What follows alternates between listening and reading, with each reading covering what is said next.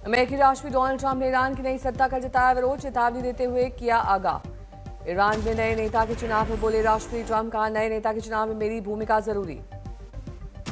आज अमेरिका और इजरायल का ईरान के खिलाफ युद्ध का 7वां दिन, अब तक 1200 से ज्यादा लोगों की गई जान। ईरान पर अटैक के लिए शुरू किए गए ऑपरेशन एपिक फ्यूरी पर ट्रंप ने बात की। ट्रंप का दावा, अमेरिका ने 3 दिन में ईरान के 24 जहाजों को नष्ट किया। ईरानी सेना ने शुरू किया true promise 4 operation, Khyber missile और अन्य घातक हथियारों से इजरायली राजधानी तेल अवीव को बनाया निशाना। बेरूत के दक्षिणी इलाकों में हिजबुल्लाह के ठिकानों पर इजरायली सेना का हमला, भीषण हमले से भयानक तबाही। जंग के बीच ईरानी विदेश मंत्री सैयद अब्बास अरागची का बड़ा बयान, कहा इस युद्ध के लिए ईरान भी लंबे वक्त से तैयार था। ईरानी विदेश मंत्री ने विरोधियों को दी चेतावनी, कहा सेना तैयार है, अगर कोई भी सेना को चुनौती देगा तो उसके लिए मुश्किल आएगी। अमेरिका से बातचीत पर बोले ईरानी विदेश मंत्री अरागची, कहा अमेरिकी प्रशासन से 2 बार बातचीत की, दोनों बार बातचीत के बीच हम पर ही हमला हो गया। अमेरिका, बहरीन समेत कई दूसरे देशों ने ईरान के मिसाइल और ड्रोन हमलों की कड़ी निंदा की। साझा बयान जारी किया गया। कहा गया कि ईरान का उन देशों को निशाना बनाना जो शत्रुता में शामिल है, गैर जिम्मेदाराना और अस्थिरता पैदा करने वाला व्यवहार है।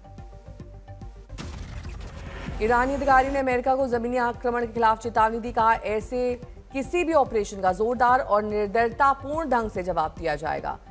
यूक्रेन के प्रेसिडेंट जेलेंस्की ने कहा कि उन्हें मिडिल ईस्ट में ईरानी ड्रोन से बचाव के लिए यूएस से मदद की रिक्वेस्ट मिली है। ट्रंप ने चेतावनी दी कि अगर नया नेतृत्व भी पुराने नेतृत्व की नीतियां जारी रखता है तो अमेरिका और ईरान के बीच आने वाले वर्षों में फिर टकराव हो सकता है। ट्रंप ने कहा कि अमेरिका ऐसा नेता चाहता है जो ईरान में शांति और स्थिरता ला सके।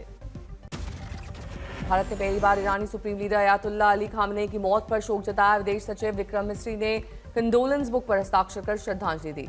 अमेरिकी विदेश मंत्री मार्को रूबियो ने कुवैत के विदेश मंत्री शेख जराह जबीर अल अहमद सबा से फोन पर बातचीत की।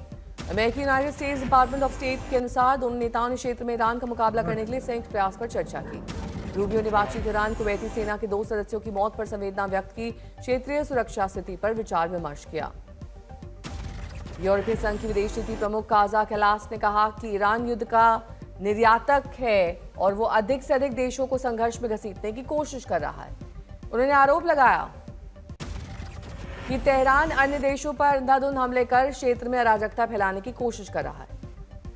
अमेरिकी राष्ट्रपति डोनाल्ड ट्रंप ने क्रिस्टी नोएम को United states of homeland security के प्रमुख पद से हटाने की घोषणा की है।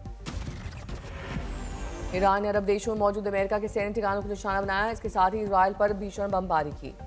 ईरान के विदेश मंत्री अब्बास अरागची ने अपने नए बयान में सीधे यूएस प्रेसिडेंट डोनाल्ड ट्रंप को संबोधित किया। लिखा, mister president, plan A fail हो गया।